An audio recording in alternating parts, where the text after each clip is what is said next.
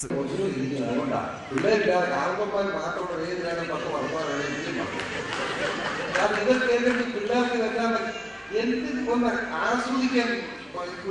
ആഗ്രഹമുണ്ട്.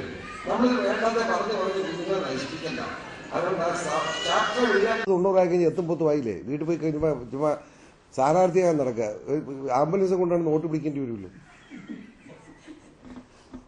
UDF കഷ്ടകാലം. ഇവരമ്മ ഇടതുപക്ഷ മന്ത്രിയാണ്. 2000 രൂപ മേടിച്ചാൽ അവൾ പറയൂ 95 എഴുതുന്നില്ല. അവൾ എന്നിട്ട് ഇടതുപക്ഷത്തെ അവൾ പറഞ്ഞേണ്ടത് 2000 രൂപ മേടിച്ചു കൊടുത്തു. ഞാൻ ഇവിടെ വരെ MLA. ഇനി കമ്മ്യൂണിസ്റ്റ് പ്രസ്ഥാനത്തിന്റെ അമരക്കാരനും ഗൗരിയമ്മയുടെ ഭർത്താവുമായിരുന്ന TV തോമസിനെ കുറിച്ച്. ഗൗരിയമ്മയ്ക്ക് ജോറിയും തോമസ് PC ജോറി TV തോമസ് ഓർത്തി PC ജോറി എന്ന് പറഞ്ഞു പോയതായിരിക്കും. ഗൗരിയമ്മ 2000 എന്നെ കൊണ്ട് കൊടുപ്പിച്ച് തീർത്തുന്ന അവിടെ അമ്മയ്ക്ക് കിട്ടി. TV തോമസ് വഴികൾ നടക്കുമ്പോൾ PC ജോറി നടക്കും. TV തോമസ് വഴികളുടെ മക്കളും എനിക്കറിയാം. വിവാദ കാലത്ത് നിയമസഭയിൽ സഹപ്രവർത്തകനായിരുന്ന ലോനപ്പൻ നമ്പാടനെ കുറിച്ചുമുണ്ട് മികച്ച അഭിപ്രായം. 80-ല് 81-ല് ഇത് ഞാൻ കല്യാണം കഴിക്കുമ്പോൾ നീ ആ പ്രശ്നം ഉണ്ടാക്കി നിയമസഭയിൽ ഇട്ടുപ്പാണ് സംസാരിച്ചത്. അത് നമ്പാടം പറയാം ഞാനാ സംസാരിച്ചത്, അയാളല്ല. അത് ഈ രോഗം വന്ന് മരിക്കാറായി കിടക്കുന്നു, മരിക്കുന്ന ബോധ്യമുള്ളവരായിട്ട് പോലും ഇതുപോലെ കള പറഞ്ഞ് എന്ത് ചെയ്യാൻ പറ്റും?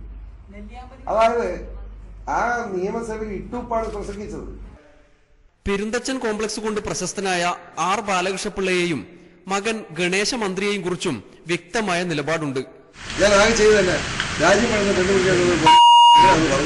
അതുപോലെ ചെയ്ത് അപ്പനും മകനും ആശം പറഞ്ഞ് എന്ത് ചെയ്ത് എന്തിനാ എല്ലാവർക്കും അറിയാം. നിങ്ങളൊക്കെ എത്ര നീചന്മാരാ.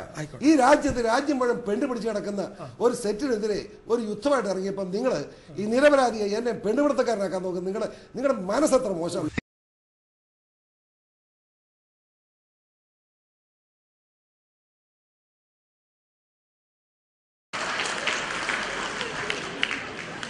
ആ പ്രാർത്ഥന മക്കളോട് ചേർന്നിട്ടുള്ള പ്രാർത്ഥനയ്ക്ക് ശേഷം സിനിമ അഭിനയിക്കുന്ന സിനിമ കാണാൻ അത് ഡിസ്ക് കിട്ടാണെന്ന് മേടിച്ചിട്ട് കണ്ടുപോകുന്നു.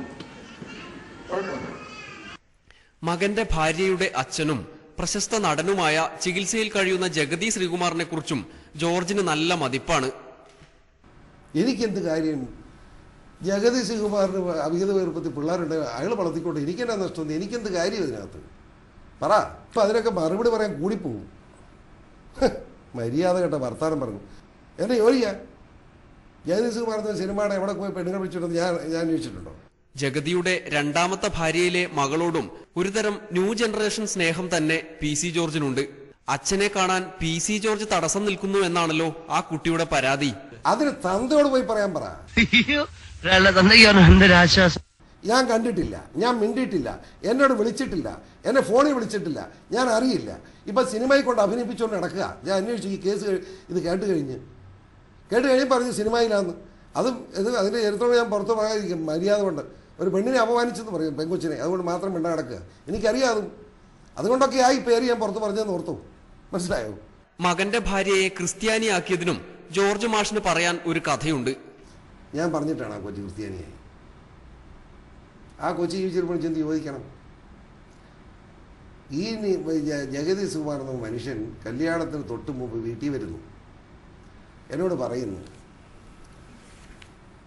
കല്യാണം കഴിഞ്ഞ് തിരുവനന്തപുരത്ത് ഷോൺ ജോറി എന്ന് എൻ്റെ മകൻ്റെ പേര്. ഷോൺ തിരുവനന്തപുരത്താണോ അതോ പാർവതി ഷോൺ ഈരാറ്റുപേട്ടയിലാണോ? ഞാൻ പറഞ്ഞു ഈ 2 മക്കളേ ഉള്ളൂ, അങ്ങോട്ട് വിടാനൊന്നും എൻ്റെ കയ്യിലില്ല, ഇവിടെ ആയിരിക്കുന്നു. അങ്ങനെ ഈ ഒരു കാര്യം പറയാൻ മതി. ഞാൻ എന്താണ് തിരുവനന്തപുരത്താണ് വരുന്നതെങ്കിൽ ഇപ്പം ഷോണായിട്ടും പാർവതിയായിട്ട് ഇരുന്നേനെ. ഇങ്ങോട്ടാണ് വരുന്നതെങ്കിൽ എൻ്റെ മകളെ ക്രിസ്ത്യാനിയാക്കണം എന്ന് പറയാൻ വന്നതാണ്. ഞാൻ അതിൻ്റെ ആവശ്യം എന്താ? ഇവിടെ നല്ല അമ്പലങ്ങളൊക്കെ ഉണ്ടല്ലോ. അപ്പോൾ അദ്ദേഹം പറഞ്ഞു അവിടെ പ്രശ്നം അതല്ല. അദ്ദേഹം പറഞ്ഞിട്ടാണ് എൻ്റെ മകനെയും എൻ്റെ മരുമകനെയും എൻ്റെ മകളുടെ കൊച്ചുങ്ങളെ നിങ്ങൾ അരിത്രപ്പള്ളിയിൽ അടക്കും. എൻ്റെ മകളെ നിങ്ങൾ വർഷങ്ങൾക്ക് ശേഷമുള്ള ചരിത്രമാണ്, എൻ്റെ മകളെ കൊണ്ട് തെമ്മാടിക്കുഴിയിൽ അടക്കും. അത് സാധ്യമല്ല. ഞാൻ അന്നേരം അത് ഞാൻ അത്രയും ചിന്തിച്ചില്ല. ആ പുള്ളി പറഞ്ഞപ്പോൾ അതൊരു വലിയൊരു പോയിന്റാണ്, സ്വാഭാവിക സംഭവമാണ്. മാധ്യമങ്ങളെക്കുറിച്ച് എന്താണ് സാർ അഭിപ്രായം? ചാനലുകളിലൂടെയാണല്ലോ താങ്കളുടെ ഉപജീവനം. മാധ്യമങ്ങളെപ്പറ്റി ജനങ്ങൾക്ക് ഒരു വിശ്വാസം ഉണ്ടാകണം. ഇപ്പോൾ ഞാൻ ഏതെങ്കിലും ചാനലിന്റെ പേര് പറഞ്ഞ് തെറ്റിദ്ധരിക്കണ്ട. കേരളത്തിൽ ഇതുപോലെ 10-17 ചാനലുണ്ടല്ലോ. ഏത് ചാനലിലാണ് ജനങ്ങൾക്ക് വിശ്വാസം നോക്കി? ദൂരദർശൻ പറയുന്ന വാർത്ത ആരും അവിശ്വസിക്കാറില്ല. ഏഷ്യാനെറ്റ് പറയുന്ന വാർത്ത അവിശ്വസിക്കാറില്ല. മനോരമ ചാനൽ പറയുന്ന വാർത്ത അവിശ്വസിക്കാറില്ല. അതുപോലെ ഇപ്പം മാതൃഭൂമി വന്നിട്ടുണ്ട്, അവിശ്വസിക്കാറില്ല. കൈരളി ഇടതുപക്ഷ ചിന്ത വെച്ച് ഉള്ള വാർത്തകളിൽ ഒരു അവിശ്വാസം ആർക്കില്ല. സത്യമല്ല, അവരും പറയുന്നില്ല. ഇന്ത്യ വിഷൻ ഒരു ഇച്ചിര കഴിപ്പ് ഉണ്ട്, ഇച്ചിര കളിപ്പിരുന്നു. ഇന്ത്യ വിഷനിൽ ഒരു 70% സത്യം, 30% ഒരു ഇച്ചിര പിടിച്ചുകൊണ്ടുള്ള അവർ കുറ്റം പറയണ്ടത് റേറ്റിംഗ് കൂട്ടാൻ വേണ്ടിയുള്ള കളിയാണ്. 100% ഇതുപോലെ കളവ് പറയുന്ന റിപ്പോർട്ടർ പോലെ ഒരു ചാനൽ ഇന്ത്യ രാജ്യത്ത് റിപ്പോർട്ടർ ചാനൽ കടമായിട്ട് കിടക്കുന്നവരെ നോവൽ ചെയ്യാൻ കൂട്ടിക്കെട്ടാൻ പോവാ കാര്യം. പക്ഷേ എനിക്കൊരു കാര്യമുണ്ട്, ഈ പൂട്ടിക്കെട്ടാൻ പോകുമ്പോഴും ആരുടെയോ, അതാണ് ഗൂഢാലോചന, മനസ്സിലായോ? ആരോ ഇതിന് പുറകിൽ നിങ്ങളുടെ കൂട്ടത്തിൽ ഉള്ളതുകൊണ്ടാണല്ലോ കാശ് കൊടുക്കാന്ന് പറഞ്ഞ് നടന്നത്. പറയാനിരിക്കാൻ മക്കളെ ആരെങ്കിലും വേണ്ട. ഇന്നലെ നിങ്ങൾ ഇവിടെ വന്നത് ഞാൻ വന്ന് കണ്ടിട്ടില്ല. ഞാൻ നിങ്ങളെ പറഞ്ഞില്ലേ